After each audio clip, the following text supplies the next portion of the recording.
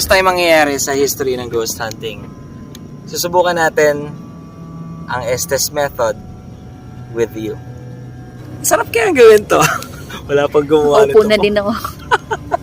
Wala pang gumawa nito.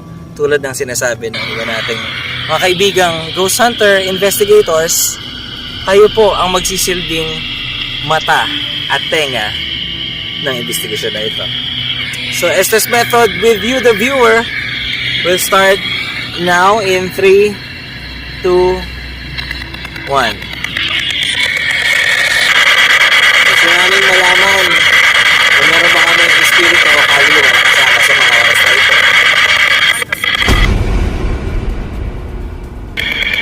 Ang sinabi siya.